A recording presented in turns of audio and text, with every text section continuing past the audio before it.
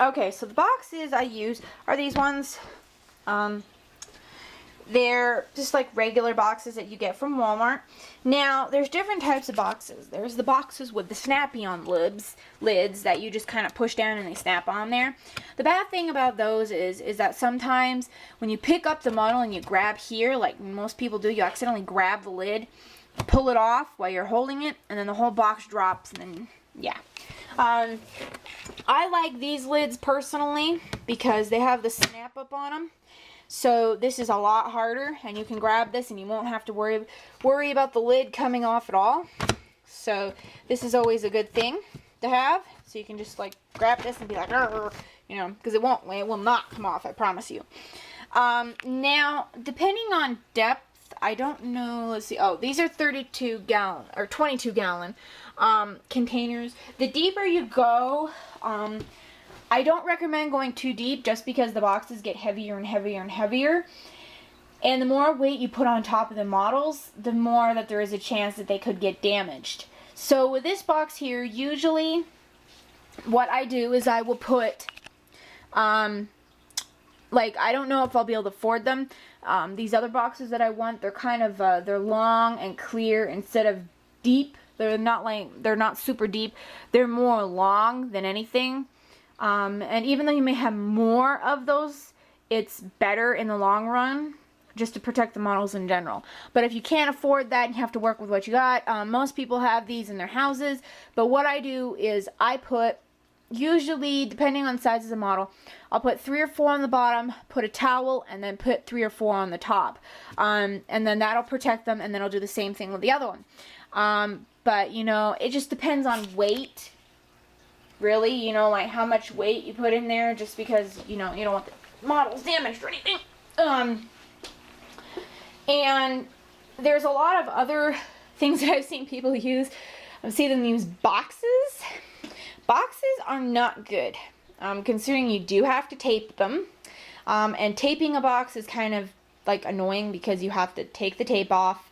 And boxes are not super, like, there's no protective, like, you can stab it with something and it'll just go right through the box, and then the model could get damaged and so forth. But with plastics such as that, there's no way you're breaking through that with like a pen or something. Now, what I also do is I will have a smaller box for my, like my stablemate sizes. Usually my traditionals will go in that size boxes. My stablemates will go into, what happened in my box? Huh, not in here. Oh, that's weird. Alright, but anyways, we'll go into a box that looks like this, but smaller. Much smaller. But how I take care of my resins is that each resin has their own bag, and they have, I only put usually only 2 resins per box. Because resins are expensive, they're very delicate, and you don't want them damaged. They're not like a Breyer where this has, like a Breyer like this, you know, is not as bad as what one would be if you were to, like, drop this guy. I promise you, everything would break on him. But with this guy, like a Breyer or a Peterstone, it wouldn't, because the 2 chemical compounds of what they are made of are totally different. So, now, you know, some resins are made of resin, and some of them are made of plastic. Let's see. This guy here was made of resin. This guy, I believe, was made of resin too. Sometimes you can tell just by, you know, going down to their leg, and if you can bend it slightly, I mean, don't push down too hard, but see, this one moves slightly. So that's pretty good though. But I mean, generally that has a little bit of elastic, having, you know, like being flexible. So if there is a chance he does drop, it may not break his legs, but I know it'll break his ears for sure. Had that problem.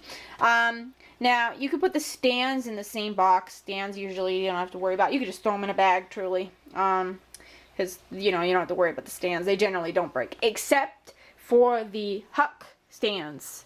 These stands here that Breyer uses, those round plastic discs, these are very fragile. They have a tendency to crack.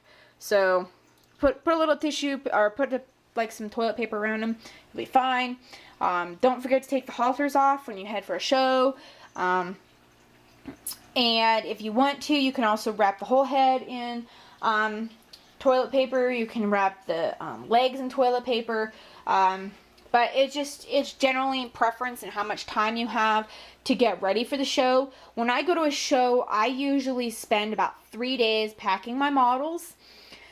So 3 days prior to when I have to leave for the show, I will take my models, I'll double check them all, make sure there's no flaws or errors in the paint that may have, gotten there. Dust them off real quick with a little dusty fluffy brush. Well, look at the kitty. Hi.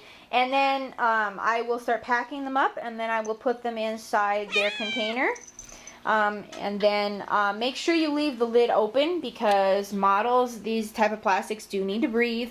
So that's why most of the models have these little holes in the side of their mouths. I don't know if I can find one here. Let's see. I can never find what I want. Let's see. Does he have a hole in his mouth? Yeah, he does. Okay, hold on. Yeah, I know you can't see it, but he does have a hole in his mouth. Now, that's there to allow the model to breathe. Because the type of plastic does breathe, so you do have to let the model get all the excess, it's like a chemical compound. I don't know exactly what happens, but it does need to breathe. Resins, they breathe a little bit, not too much, just depending on what they are made of. So yeah. Oh, and another thing is that when you take your index cards, it's always good to put them in like an index card holder. Put them in there so you have all the cards, and put the cards by the horse's first name. So like with hers, I know it says a flower in the desert, but you're not going to put it by A, you're going to put it by flower. So the word that's the first long word. So like where your future begins, that would be where. So not just like one word like A, or like one little letter. So I think that's generally it. It just, practice, fool around, take a stablemate or a traditional body that you don't like, and put it in a box, wrap it up real good, shake it, just see what happens when, oh, hold on.